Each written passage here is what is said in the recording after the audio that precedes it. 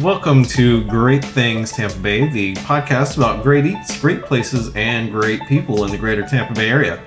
I'm your host, Kyle Sasser, and I'm joined by my lovely wife, Abby. Say hello. Hello. Yep. So she's joining me on this podcast. We're going to mix it up a little bit. This is episode 9. We're calling it Tarpon Redo. Thanks for inviting us along on your commute, for putting us in your ear. Or maybe you're just out there cleaning out your gutters, dreaming about what better things you could be doing. If that's the case, then I would like to say thank you for giving us a listen. Come talk to us on social media. You can go to our website, which is greatthingstb.com. That's greatthingstb.com. On there, you'll see the Get Social link. Just click on that, and that'll take you to Instagram, Facebook. You can send us some messages, emails, whatever. And we also have a new thing that we set up. You can call and leave us a message. Leave us a voicemail or send us a text message, text us a voice memo, all sorts of cool stuff like that. So just call that phone number, 727-440-4455. I promise I will not pick up and answer it and accost you. It is just a voicemail number, and you can leave us a review or tell us something we can improve. Maybe you just want to throw an insult at us. That's perfectly fine as well. So without further ado, segment 1, the loot. A few weeks ago, we went up to Tarpon Springs, as I'm sure you remember, and we were kind of had a mixed feelings about it. Like, the sponge docks were kind of kitschy and touristy, right? Right. Yeah. Absolutely. Like, it's lots of t-shirt shops, sponges. Yes. Yeah. Even I got sucked in. Soaps, yeah. I bought a few. And we did buy a sponge, and it's apparently awesome. It really is awesome. So high praise for the sponges. Yeah. One of the places we stopped at on the way back from the sponge docks was Unique Finds, which was this antique shop. And tell us a little bit about it. Yes, I was super excited when I saw it on the drive in. So when we were leaving to go, I'm like, we have to stop at that shop and go check it out. So when you walk in, immediately, whoever set up the first room did a beautiful job, and it totally sucks you in. Really cool furniture, some reworked items as well. I think they have vendors set up inside. They all have their own little cubby areas, which I like because you can definitely see the styles range as you meander through the place. But I love French Provincial or early 1900s, so it was really speaking to my heart. And we found a few things that we really couldn't live without. So I was super excited about it. Wait. You found some things that you couldn't live without. I don't think I got anything out of this. So, okay, well, what did you find on the first trip to Unique Finds up there in lovely Tarpon Springs? Well, the first thing I found was directly when I was walking in, I saw this huge, carved wooden frame that was empty, and I was immediately drawn to it just by the pure size and the detail to it. The lady that was working that afternoon, I asked her, is this for sale? I don't see a price on it. And she said, we just got that in. I'm not sure, the owner's out of town, but, I can give you a call when he gets back in. So I kind of left it there because I wasn't sure how much it was going to cost. If it was going to be like $50, if it was going to be like $600, I didn't know, how old it was or its worth. And it was really pretty awesome. Yeah, and this is a very large and heavy picture frame. Extremely heavy. Takes 2 people to lift it. It's really something. And then as we walked around and walked through, we came upon this really gorgeous fountain, and it looked like it was cast iron and oxidized copper. It was really, really something, and the detail on it was magnificent, and it even had engraved in it that it was from Austria, which we were like, what? Yeah, so crazy. we asked the lady at the counter about it, and she said, yeah, it was a fountain that was in Austria, and one of the artists has the little areas, I guess, had put some paint on it or refinished it in some fashion, and they did such a beautiful job. And I was like, yeah, we have to have that. Yep. So it was really cool. Yep, so Unique Finds, definitely worth the trip, would you say? Oh, absolutely. Yeah, my lovely wife, Abby, she actually woke me up in the morning and was like, do you want to go up to Tarpon Springs, go back to Unique Finds again? And, it was said with that tone where, it's either... It wasn't a question. It's do or die sort of thing, so... It gets addicting, let me tell you, and that place is definitely worth your trip. This last time we went up there, we also went to Finders Keepers. Yes. Which is sort of like this downtown area. Like, there's Tarpon Springs Sponge Docks, which is where all the tourists and everything goes. And then there's the actual, Tarpon Springs downtown, which is the old section there. And that's where we mainly hung out this time. Yes. Yeah, so Finders Keepers, this antique shop. It's pretty cool. We found... What would you say was their specialty there? They had some really great furniture pieces. I would say probably mostly was their china and all of the plates and different settings that they have. I know a lot of them, when I was speaking to the owner, she was saying it was from her personal collection, but she sold most of it, but she still looks when she goes and she finds these items at estate sales. That's what I think she curates the most with, I would have to say, would be some china pieces and then some curio cabinets and things of that nature. Not to speak too disparagingly, but I feel like most like antique shop owners kind of start off as like, they buy up a ton of stuff that they like personally for their own house. And then they're like, man, I got a ton of shit. And then they, they need to clean out some stuff. So they're like, I'll just open a shop up. We did actually get something from Finders Keepers there. And we got a cruette set, which is a word I didn't know. But apparently what that is, this thing was from like the 1930s? 1930s, 1940s. It's from the 1930s, and it's on like this Lazy Susan looking thing with the handle that comes out. It was originally plated silver, but it's been polished to death, but it still looks cool. And it was actually a replica after some pieces like that are actually of the Victorian style era. Yep. So then. Yeah, and it has like 6 or 8 glass bottles with stoppers in it, and you put like oils and salt, pepper, oil, vinegar. Very, very cool. Next we went to a place called Court of Two Sisters. Court of Two Sisters and the Upper Courts. This place was bananas. It was really something. Tell us what was magical. I'm a huge fan of chandeliers, and they had quite the array hanging in there. They were absolutely stunning and beautiful. And I was excited in each room we went into to look up and to stare at them and to see what they had hanging.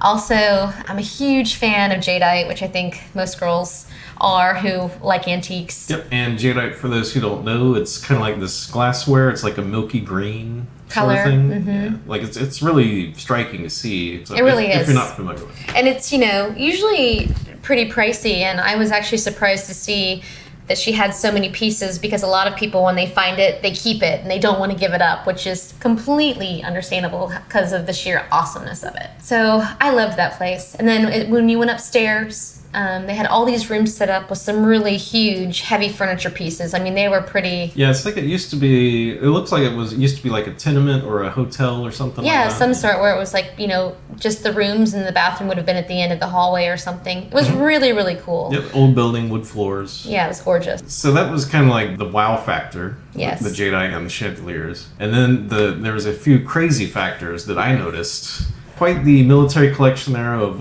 World War II. They had like some reproductions, but the authentic stuff was very impressive as well.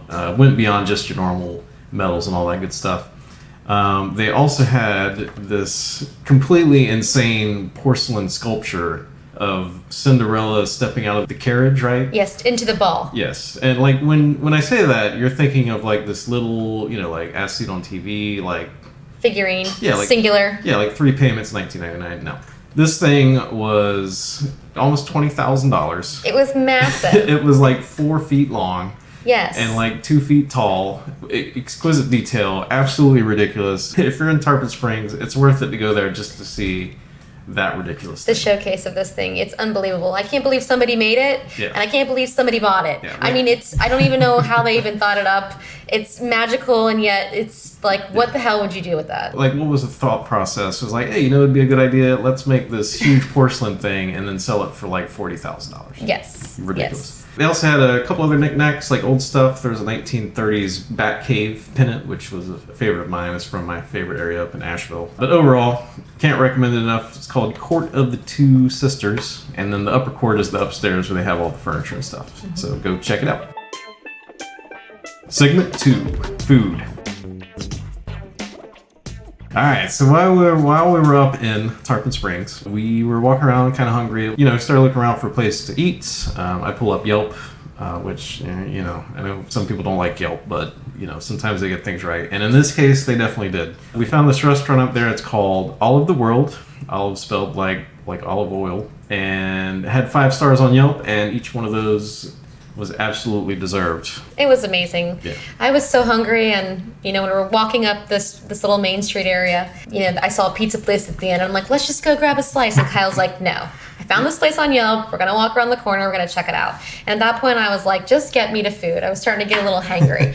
We went around the corner, and walked about halfway down the block, and it was kind of just obscure, just there. It was in a weird, I wasn't even expecting to even walk up on anything at that point. Yeah, it's a little side street there. And then it was, when you walked in, it was 2 higher tables, and then down the middle was a big row of olive oils and a huge stand and all different things. And I was like, is this a market or a deli? You know, maybe it's not really a restaurant.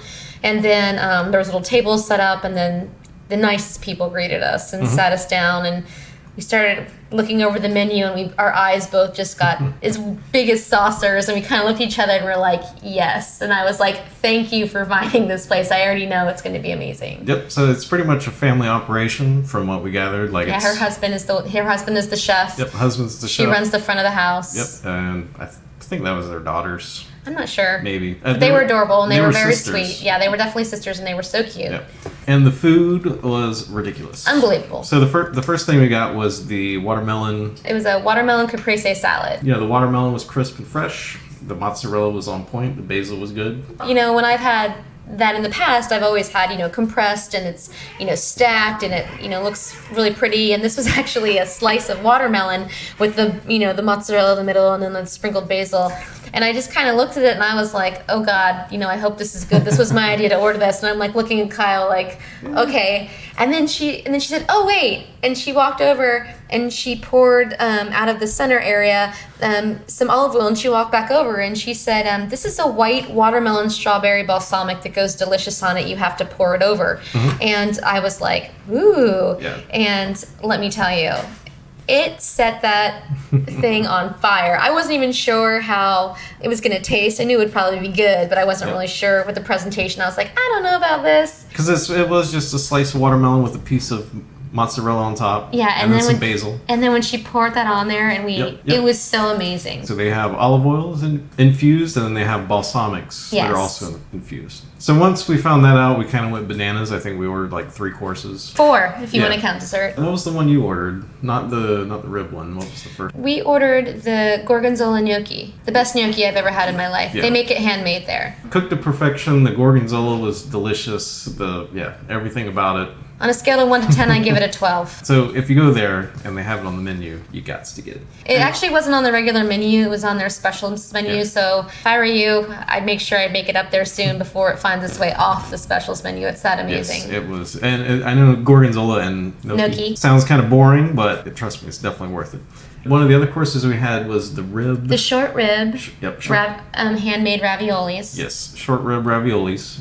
And that came with a cognac sauce. And then afterwards, I have a little bit of a sweet tooth. So we got the hibiscus cheesecake. Yes, which was absolutely delicious. They had quite a few to choose from. They had, like the peanut butter ones and, a few others to choose from. Or like 6 total. Yeah. They brought out the whole tray, showed them to you. They're all handmade. They're definitely not off the back of a Cisco truck like they make them there. They're beautiful. And the hibiscus one, it sounds weird. It had like a light purple to it. And then they drizzled a hibiscus balsamic. It was insane. So delicious. It was delicious. Definitely take the time to make it up there. Enjoy the food. Yeah, it's definitely given me a new appreciation for olive oils and balsamics, that's for sure. Yeah, it's delicious. Segment 3, let's get personal. So we actually put in an offer on a house here in St. Petersburg. On a new house. Yep, a new house. And the offer was accepted, so we're under contract as of today. Yep. So our effective date will be tomorrow. And it's pretty exciting. It's we'll be giving some more details a little bit later on, and we've been doing some live video on Facebook. So, if it interests you at all, you can look us up on Facebook. I'm on there under Kyle Sasser. You'll see my bright shining face. And it's a cool old house. It was built in 1913. Yep, built in 1913. It's been updated with the air conditioners are new from last year. The electric's pretty up to date. All new windows, newer roof. Yeah. New kitchen and baths. Yep, it's a good looking house. Beautiful. So we're really excited and looking forward to it. Quite a bit of work there, I'm sure. This old house. Yeah, landscaping and luckily the bones seem to be pretty well put together. But there's always the unknown. Yeah, we'll know more after the inspection and appraisal and all that good stuff. Yep, so we're going through the process. So it's stressful. Stay tuned. But it's funny though because my wife, she's been in real estate for 7 years, 6, 7, 8 years. Countless contracts that she's assisted with the process. Oh, excuse me a second, the dog's going nuts. Hey, leave that cat alone. Yeah, it's a little different when you have to put your name on it and put some money with it, right? Think nothing of it. I hand them over every day. We close, 50 transactions or so a month. Yeah. I think nothing of it. And then we write one up and I'm all anxiety written and like, oh my God, freaking out. I'm really excited about it. It gives those words and numbers on the paper all new meaning for me. She bought the house before it was bought. It's true. I would have paid more. Don't tell him. And I was like, whoa, hey, calm it down a little bit there. Let's look at this. Let's look. So, and the other cool thing that we did recently was up in Tarpon Springs, down there by the spring. Not the Sponge Docks, not downtown, but just a little bit to the west of downtown. There's an area there next to the spring where the Gulf comes up, and just some beautiful houses there. Really, really amazing. If you go the opposite of where the downtown area is and you go towards the water, these are older homes, but they are the most gorgeous I've seen in a long time, and they're lined up one after the other, and they follow the water line around, so yeah. It's definitely a nice little drive. Like the one is 2 stories.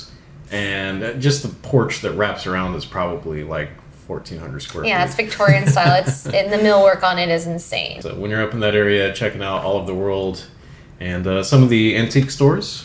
Absolutely. Yep. Just take a little drive down there around the Springs Bay, I think it was called. Yeah, it's beautiful. Segment 4, let's get grammatical. So the singular of spaghetti is spaghetto, and I'm not making that up.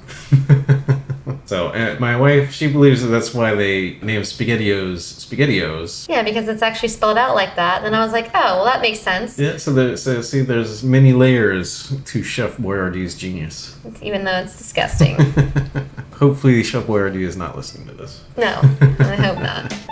So I'd like to thank all of you for sharing great things Tampa Bay with your friends and family. It's with your support that we have been having the success that we've had, having more listeners than ever, episode over episode. So definitely keep it up and keep sharing. So if you haven't had a chance to share us yet, go to our website, greatthingstv.com. And on there you will see links there. You can share us on your social networks, Facebook, Twitter, Instagram, all that good stuff. Are you looking for your own great place in Tampa Bay? Maybe just want to talk about real estate. Maybe you want to tell me what you think of the current market conditions. Think it's too hot or too slow? Give me a call, 727-300-2111. Or you can send me an email at kyle@sassergroup.com. That's KYLE @SASSERGROUP.com. I'd be happy to talk with you, help you find your perfect home or your great place here in Tampa Bay. If you would like to comment on this podcast, maybe tell us how awesome or how horrible we are, you can go to our website, greatthingstv.com, and click on the Get Social link up at the top, and there you'll find links to our Facebook, Instagram, Twitter profiles. You can send us an email. And we also have our new feature where you can call and leave us a voicemail. You can leave us a review, a suggestion for some stuff we need to check out, or maybe just want to call it up and vent about your day, whether good or bad. Share a success or just whatever you're feeling. Give us a call at 727-440-4455. You can also find show notes, recaps, transcripts, and other goodies at our website, greatthingstv.com. And as always, we ask that you subscribe to us on iTunes or Google Play. On one of our future episodes, we might cover how many armadillos there are in Auberdale. So if that question intrigues you, just be sure to subscribe to us and keep listening. So thanks for listening to this episode, and we'll see you next time.